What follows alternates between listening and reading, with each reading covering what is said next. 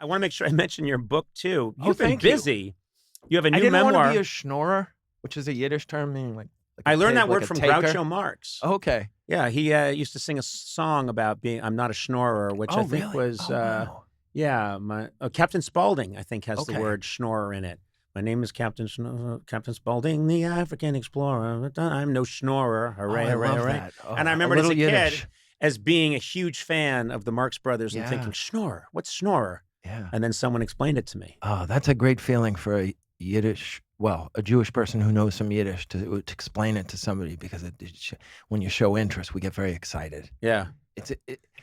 You You guys, and by say you guys, I mean the Jewish people, have the greatest phrase of all time, which works for everything. Oi. Oi. And it's perfect. And you know what it's perfect for? Texts. Because people tell me stuff and it's really heavy. Yeah. And you don't have time. And sometimes I just say oi, and they're like, yeah, and exactly. You can picture the face, the emoji that goes along with it.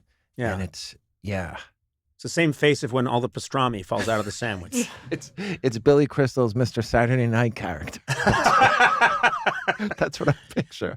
So Misfit, Growing Up Awkward in the 80s, is your memoir. Yes. And was this cathartic for you? Because you've talked about it a lot, and I think very, people say, oh, it's brave. And I think it's like, well, it's great that you talk about your struggles with mental health, and I applaud that, but it's that you do it with so much empathy, and you do it so intelligently, and you're funny about it. Oh, thanks. And I think that is that's a bomb. That's worth that's worth all the Prozac in the world, you know? I mean, it was something that I aspired to over the years, to finally get to a point where I was far enough away from it that, and also that it was sort of a success story of I overcame this, because in the midst of it, I wasn't able to write about it. And also my brain wasn't working well enough and I didn't have enough confidence, but I was so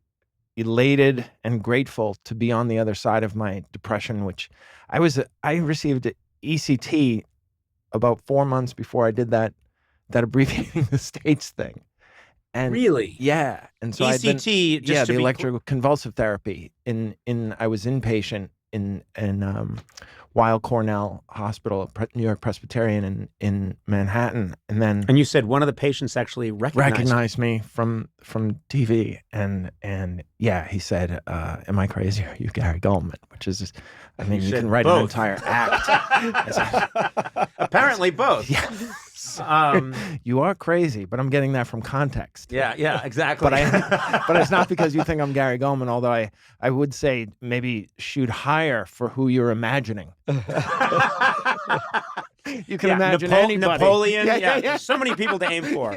Yes, and so anyhow, I was so grateful, and I wanted to tell the story because I wanted to share that there's hope, because that was one thing my doctor and my wife never gave up on me, but I gave up on myself many, many times. I kept going through the motions and trying new medicine and treatments, and ECT finally was the thing that worked, and the hospitalization, and it got me to a level that I had never experienced in my life. I had spent my entire life sort of working at 70, 75%, sometimes 80% if I could get some momentum. And then it had kind of a cycle where I would be productive for 9 months and then I would fall apart and have to start all over again. So it was very frustrating. But since I have been, I guess I would say, in remission, that was probably October of 2017, I've had the most joy and experienced life in a way without the heaviness and the fatigue that accompanied a lot of my depressive episodes. So I'm so grateful. So I was happy to share this story so that it would give some people hope, because what I didn't realize is that people thought, I used to think when somebody famous would either commit suicide or come out about being depressed, I would say, well, why would that person be depressed? And I didn't realize that I could be that for some people, that some people would say, oh, if he can get depressed, then it's not a matter of accomplishing something. It's a matter of chemistry. Yeah. And that's the thing that's very hard for people to understand, because the same thing you're trying to work with is telling you this isn't chemistry. It's you. You're lazy. You're dumb. You're untalented. So it was important that I was able to get that I'm story guilty of the out. same thing when I was a kid, or even well into my teens and 20s, when I would hear about a brilliant author or just a performer I loved, or anyone getting really depressed, and I would think, but I don't understand. Yeah. Elvis? Why would Elvis be depressed? Yeah. Why would anyone who has that be depressed? And then, as you go through life, you realize that material things, success, or getting recognized is it's nice, but it is really true that it doesn't have anything to do with your brain chemistry. And sometimes it can exacerbate it and make it feel worse. Yeah. Like, oh my God, I have this. And this was supposed to be the thing that made me feel good about myself. Yeah. So many people get into comedy or get into this business because they think, once I get that, and everyone knows who I am, and I'm driving a car that looks like that, then all my problems will be over. And when it doesn't happen, rage. Painful. Rage. Yeah. And I'm talking about myself. But it was rage mostly that the car isn't nicer. Oh, well, okay. I mean, come on. Tesla's nice, but I want a Bugatti. And I never got one. And that fucking sled sprawled out, but it's not mine. Did the toboggan have a name? Yeah, exactly. That when I die, I'm just gonna say toboggan. It'll be like all these reporters will be scattered. Bobo. Yeah, toboggan. Yeah, whatever. Glide right. You are. Well, I'll just say it again.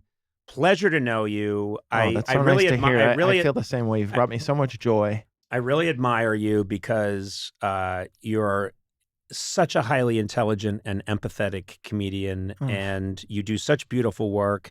You've been through a lot, which makes me sad, but also you've come through the other side, and you're very honest about it. I think it's going to help a lot of people.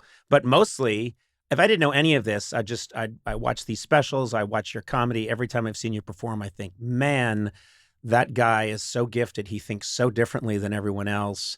And everything is so crafted and beautifully done, the work that goes into it. So thank you. Oh, what you do is, as the Irish say, a mitzvah. I'm pinching myself because that means so much to me, but also, and this was one of the things I wanted to mention, just the exposure you gave me on that show all those times it changed my life, and it gave me a touring career. So I'm so grateful for what you've brought to me, even before I was on the show, just the joy in knowing that, there are other people who find this funny.